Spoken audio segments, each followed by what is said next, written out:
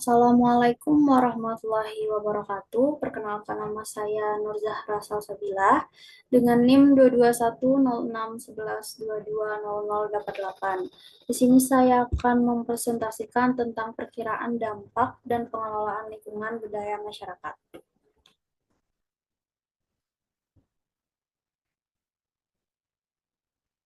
Yang pertama yaitu pengertian perkiraan dampak lingkungan adalah proses sistematis yang mana mengidentifikasi, mengevaluasi, dan memprediksi dampak kegiatan terhadap lingkungan. Memahami dengan tujuan memahami potensi perubahan untuk merencanakan langkah mitigasi sebelum proyek dijalankan. Strategi pengelolaannya yaitu memperbesar dampak positif dan memperkecil dampak negatif. Metode pengukuran dampak budaya masyarakat yaitu terbagi menjadi tiga. Yang pertama ada analisis dampak lingkungan yang berfokus pada dampak fisik dan budaya dari proyek pembangunan. Yang kedua ada indeks keberlanjutan budaya yang menilai partisipasi dan dukungan budaya serta potensi keberlanjutan. Yang ketiga studi kasus partisipatif yang melibatkan komunitas lokal dalam pengumpulan data untuk memahami dampak budaya. Selanjutnya, klasifikasi dampak lingkungan budaya. Klasifikasi ini dikategorikan menjadi tiga. Yang pertama ada dampak fisik, dampak sosial, juga dampak ekonomi. Untuk dampak fisik, yaitu ancaman terhadap situs budaya dan bangunan bersejarah akibat pembangunan infrastruktur. Untuk dampak sosial, pergeseran nilai budaya lokal akibat modernisasi dan globalisasi. Yang ketiga yaitu dampak ekonomi, komersialisasi budaya melalui pariwisata, menciptakan peluang dan ketimpangan ekonomi. Selanjutnya yaitu evaluasi dampak lingkungan budaya. Ini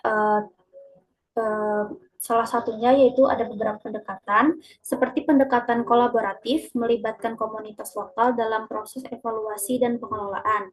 Selanjutnya itu ada penguatan kebijakan dengan menerapkan pendekatan zonasi perlindungan dan penetapan situs warisan budaya. Yang ketiga yaitu dengan pendidikan budaya, bisa dengan mengintegrasikan pendidikan budaya mengenai tentang pembelajaran sejarah dalam kurikulum sekolah contohnya. Selanjutnya, strategi pengelolaan dampak budaya. Yang pertama ada pariwisata berkelanjutan dengan mengelola pariwisata budaya dengan bijaksana membatasi jumlah pengunjung. Yang kedua yaitu pemantauan rutin, melakukan pemantauan berkala dampak pariwisata terhadap budaya. Selanjutnya partisipasi masyarakat, yaitu melibatkan masyarakat lokal dalam kegiatan pariwisata ini dan pelestarian budaya. Selanjutnya dukungan finansial, menyediakan dana untuk konservasi dan pemberdayaan masyarakat.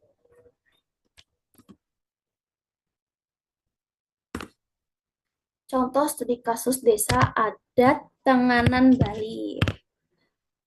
Itu ada yang pertama mengidentifikasi dan klasifikasi dampak, yaitu dengan jumlah wisatawan yang mengunjungi desa Tenganan membawa dampak baik positif maupun negatif bagi masyarakat lokal. Untuk dampak sosial budayanya, keaslian budaya dan tradisi di Tenganan mulai mengalami tekanan dari pengaruh luar. Mau dengan pengaruh luar. Untuk dampak fisiknya, infrastruktur desa yang awalnya tidak dirancang untuk menampung wisatawan dalam jumlah besar mulai mengalami kerusakan. Yang ketiga itu dampak lingkungannya yang meningkatkan jumlah wisatawan membawa dampak lingkungan berupa peningkatan volume, sampah, dan polusi. Untuk strategi pencegahan dan mitigasinya, terbagi menjadi tiga. Pembahasan pengunjung, di mana desa Tenganan menerapkan sistem pembatasan jumlah wisatawan harian. Untuk zonasi dan peraturan bangunan, pemerintah telah menetapkan zonasi khusus di sekitar desa adat untuk mencegah pembangunan yang merusak estetika desa dan melindungi kawasan budaya dari pengaruh fisik luar. Dan untuk pelestarian tradisinya dengan menerapkan bekerja sama dengan sekolah lokal untuk memberikan pendidikan budaya kepada generasi muda. Selanjutnya itu dengan pemantauan dan evaluasi berkelanjutan, pemerintah daerah bersama masyarakat Desa Tenganan ini melakukan pemantauan dan evaluasi rutin untuk melihat perkembangan dampak pariwisata di desa ini. Pemantauan ini dilakukan dengan melihat jumlah kunjungan wisatawan, kondisi fisik, bangun dan situs budaya, serta sikap dan perilaku masyarakat desa terhadap adat.